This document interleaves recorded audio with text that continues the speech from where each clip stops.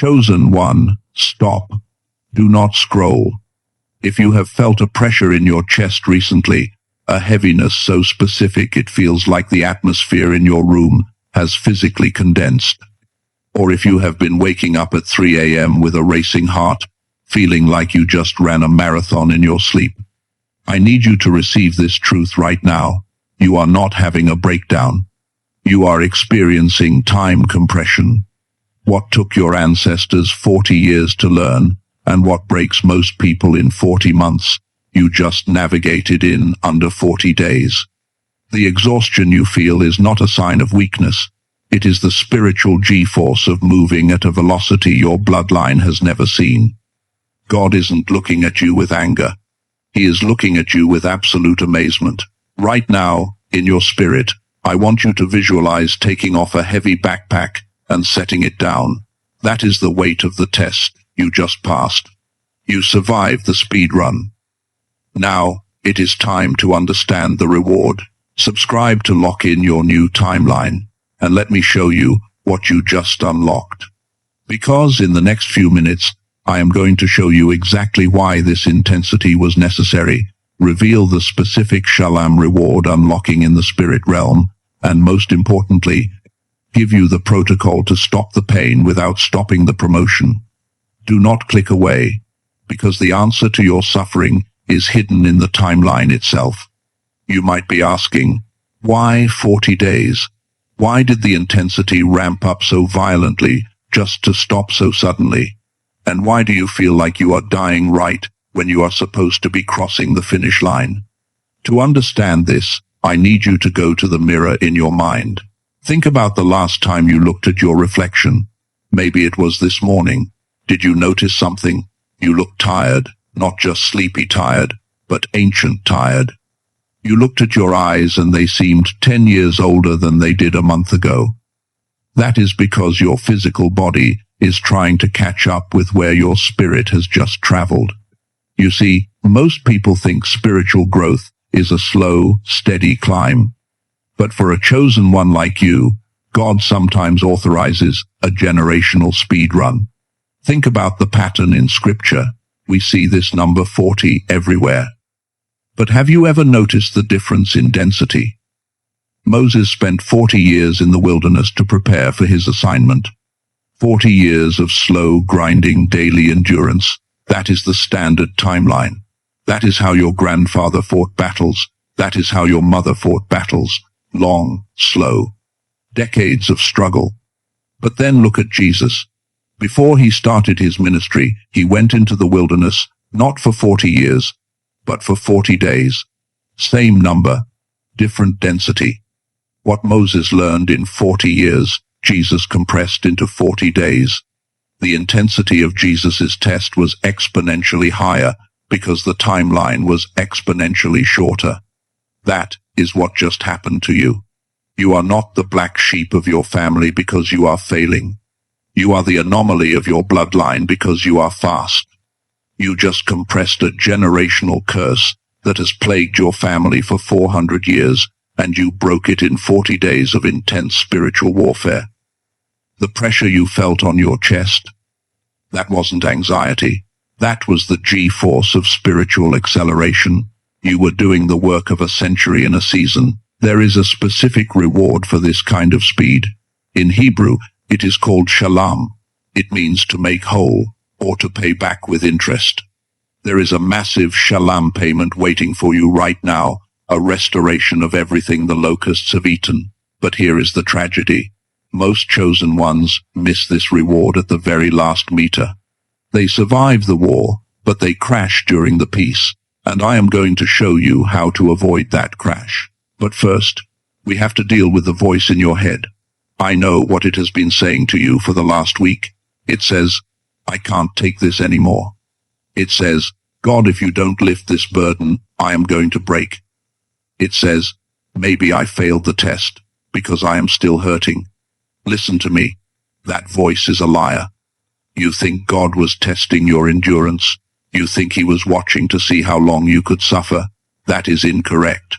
God already knows you can suffer. You have been suffering your whole life. This wasn't a test of endurance, it was a test of capacity. And the good news is, you passed. The number 40 in the Bible is never random. It is the number of transition. It is the length of a pregnancy before birth. It is the time it takes to change a form. When the 40 days are up, the test is over, period. The intensity you felt wasn't destruction, it was construction. Look at the Greek word for tribulation used in the New Testament. It is the word thypsis. Preachers tell you it means trouble, but literally, it means pressure. Specifically, the pressure used to crush grapes into wine or olives into oil. Think about that. The purpose of the pressure isn't to destroy the grape, it is to extract the wine. If the pressure stops too soon, you just have a bruised grape. If it continues too long, you have a destroyed seed. But if it is timed perfectly, you get wine. God timed your pressure perfectly. He pushed you right to the edge of your breaking point, not to break you, but to get the new oil out of you. And now, the 40 days are up. The press has stopped. You are now authorized to step into the new season. But this brings us to the most dangerous moment of your entire journey. The moment right now. You have passed the test. The pressure is lifting, but you feel terrible. You feel shaky. You feel a buzzing in your nervous system that won't go away. You try to sit still and pray, but your mind is racing at 1,000,000 miles an hour. You try to sleep, but your body jerks you awake. Why? If the war is over, why do you feel like you are still on the battlefield? It is called the spiritual bends. Divers know this well. If you are deep underwater, under immense pressure, and you shoot up to the surface too quickly, the nitrogen in your blood forms bubbles. It can cripple you. It can even kill you. It is called decompression sickness. Chosen one, you just came out of the deepest, highest pressure spiritual trench of your life, and you shot up to the surface of victory in record time. Your spirit is in the new season, but your brain and your nervous system are still back in the trench. You are suffering from spiritual decompression sickness. Your brain has been locked in high beta frequency for 40 days. Beta is the frequency of survival. It is the frequency of fight or flight. It is the frequency of war. It saved your life during the test.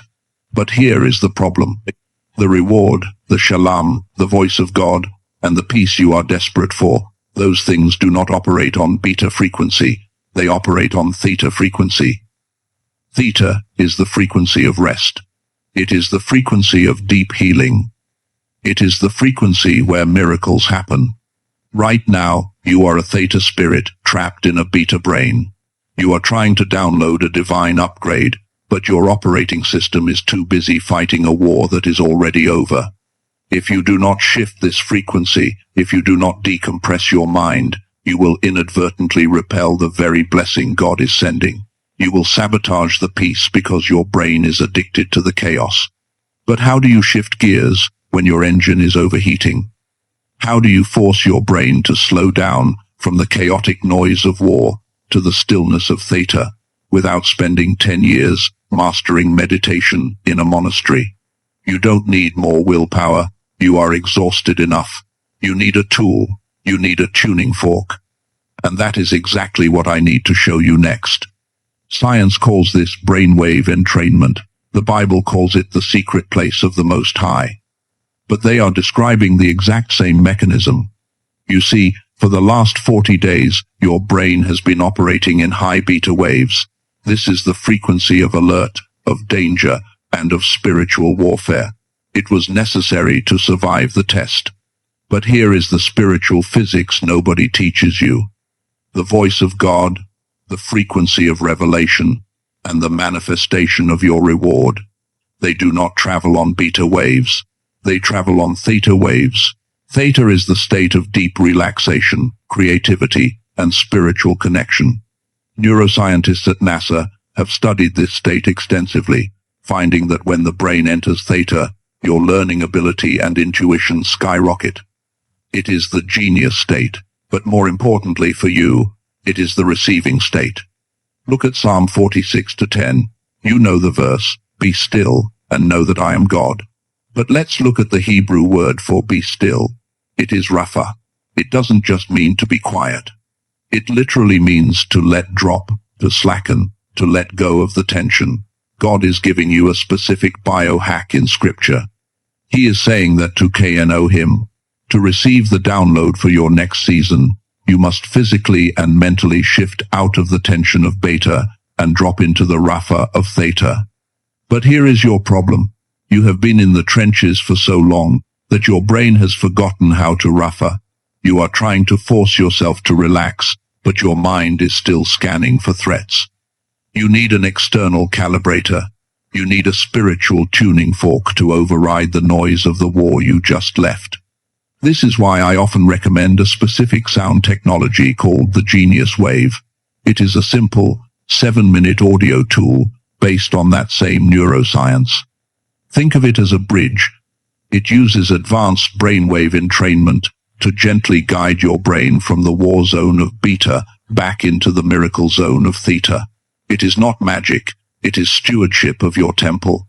It is using the laws of God's creation to realign your biology with your spirit. When you listen to it, you are essentially training your brain to rapha, to let drop the armor so you can pick up the crown. If your spirit feels led to investigate this tool, I have placed a resource for you in the pinned comment. It might be the key to stopping the buzzing in your nervous system. But I must warn you, as you begin to shift frequencies, you are going to encounter a shadow that catches almost every chosen one off guard. It is the fear of peace. It sounds irrational. Why would anyone fear peace? But listen to your raw, unfiltered thoughts when you finally have a quiet moment. You think, this is too quiet. Something is wrong. The other shoe is about to drop. You find yourself creating problems just to feel normal again. You are experiencing addiction to chaos. Your system has been running on adrenaline for so long that peace feels like boredom, or worse, it feels like a trap. You are not alone in this. Look at the prophet Elijah in 1 Kings chapter 19. He just called down fire from heaven. He just defeated the prophets of Baal. He just outran a chariot. He was in the highest flow of power in his life. But the moment the adrenaline wore off, the moment the threat shifted, he ran into the wilderness and asked God to take his life. Why? Because he could handle the war, but he couldn't handle the silence that followed. The enemy knows that if he can't kill you in the storm, he will try to drive you crazy in the quiet. He wants you to reject your reward because you don't recognize the feeling of safety. So, how do you defeat this phantom fear and stabilize your new timeline? You need to implement the decompression protocol. This is your operational framework for the next 3 days. The enemy is going to use a tactic called phantom pain. Just like a soldier who loses a limb can still feel pain in that leg, the enemy will project the feelings of your old battles into your new season. He will whisper that the war isn't over. He will try to trigger your old anxiety loops. Do not fight him. Instead, follow the protocol. Day 1 is silence. I want you to cut the inputs. No news, no scrolling, no arguing. You are sealing the airlock to your soul. Day 2 is calibration.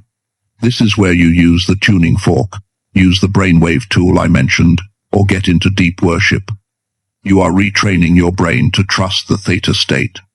Day 3 is re-entry. You slowly begin to engage with your assignment again, but from a place of authority, not panic. Let me tell you about a chosen one. Let's call him David.